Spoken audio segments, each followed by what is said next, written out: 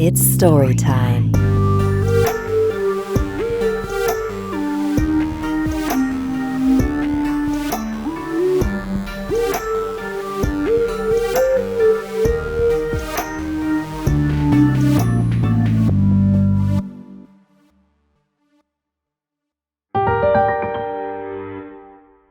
Chapter 3.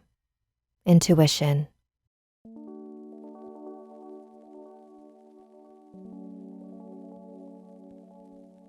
I think it is very arrogant for anyone to discount the millennia upon millennia upon millennia of accounts of all these people that existed that say, yeah, there is something that is beyond our sight. There is something spiritual.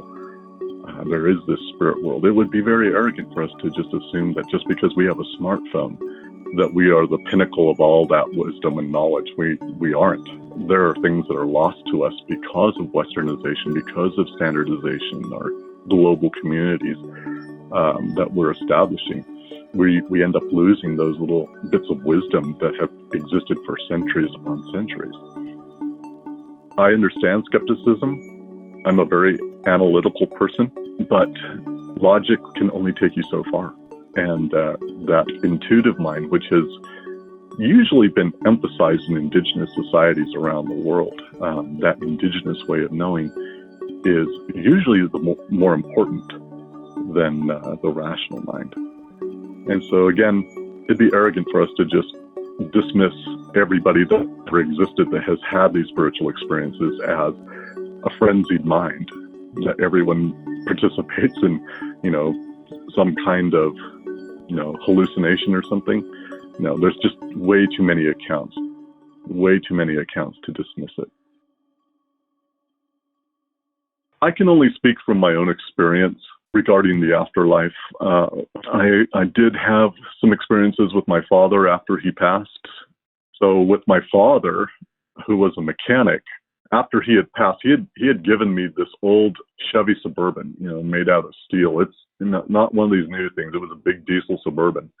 And one day I was on a road trip with my family, and the thing starts sputtering it lost all power. It was just sputtering, and I'm halfway between Las Vegas and Kingman, and I have my wife and my kids in the car. I'm like, I can't break down here in the middle of the desert. That'd be horrible.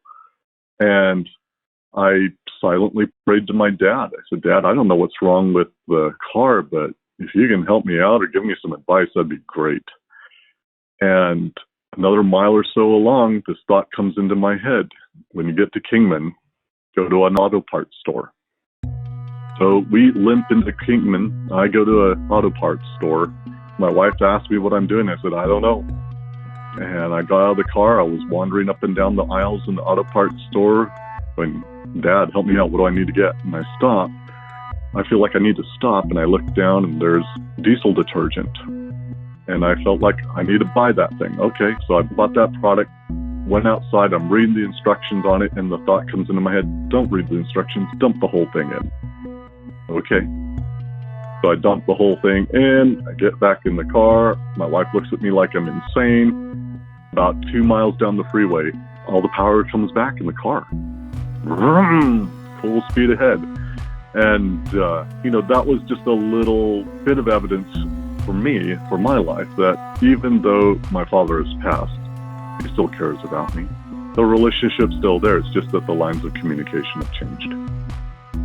I hope that when I pass, I'll be able to interact with my descendants and continue to care for them. Everybody's spiritual senses, I guess, are at different levels, and we're usually taught in Western society to distrust them. But that intuitive voice, what I usually liken it to, the voice of the ancestors or the voice of those on the other side, it's like an intuitive voice. It's we'll talk about it in Western society as, go with your gut feeling. What does your gut say? What does that really mean? In some of the traditions around the Pacific, the gut is the seat of conscious thought. Modern science is probably catching up with it. I mean, they're starting to refer to the gut as the enteric nervous system. But that intuitive voice is very subtle. It's a very subtle form of communication.